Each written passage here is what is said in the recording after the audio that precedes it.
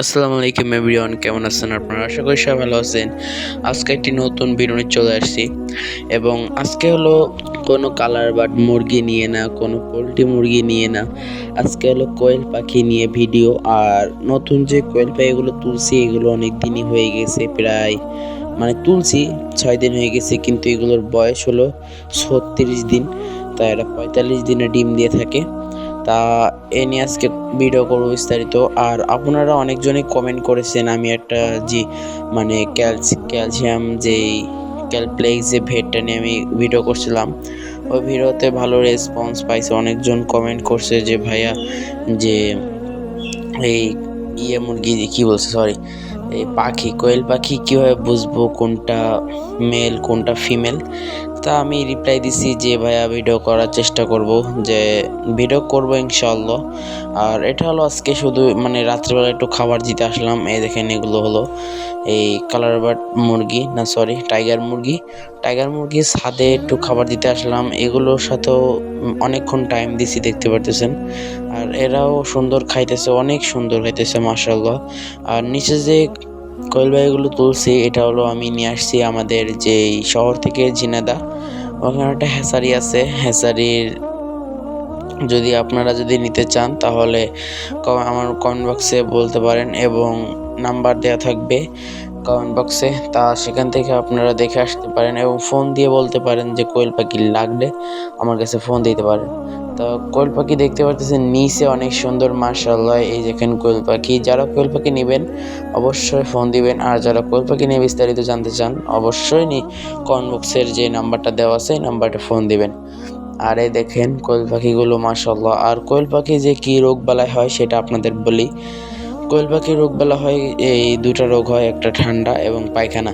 তা কোয়েল পাখির রোগ প্রতিরোধ ক্ষমতা অনেক বেশি মাশাআল্লাহ, অনেক সুন্দর।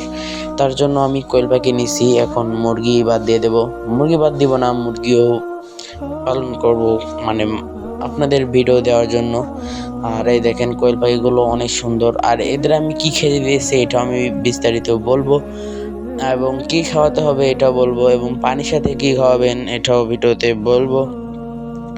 এবং যে আমার কোয়েল পাখিগুলো দেখতেছেন, এগুলো আপনার একটা সমস্যা হয় কি, যে আপনাদের 30 দিনের বাচ্চা বলে তারা 25 দিনের বাচ্চাগুলো দিয়ে দিতে পারে। এটা খুব কষ্ট যে তারা ছোট খামারিদের ধোঁকা দেয়, তারা বোঝে না প্রথমত। এবং যে আপনার কোয়েল পাখির ক্ষেত্রে যেটা মেল আর ফিমেল, মেলের দামটা একটু কম, ফিমেলের দামটা একটু বেশি, কারণ 10 টাকা বেশি নেবে। কারণ ফিমেল ডিম দেয় আর মেল কোনো ডিম দেয় না, কারণ মেল শুধুই খায়, তার জন্য কি মেলের দাম কম।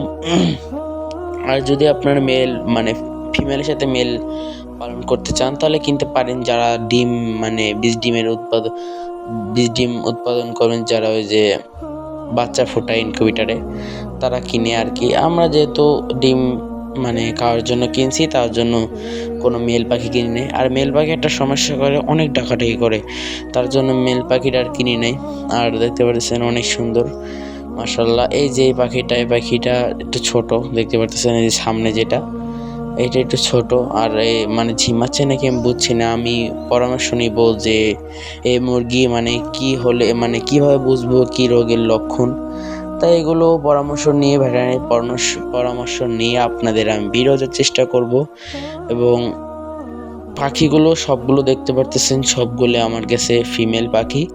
আমি ফিমেল পাখি নিয়েছি ডিমের জন্য, 10 টাকা 15 টাকা এক্সট্রা দিয়ে আপনাদের এই ফিমেল পাখি নিতে হবে। মেল পাখির দাম খুব কম। আর যারা গোস্ত উৎপাদন মাংস উৎপাদন করতে চান তারা মেল পাখি নিতে পারেন। তা এদের খাবারের সাথে কি দেবেন, আর এদের লাইটটা অত্যন্ত জরুরি। লাইটে করছেন, এরা লাইটে গ্রোথ আসে, এদের ডিম পাড়ার উপযুক্ত হয় এরা লাইটের কারণে।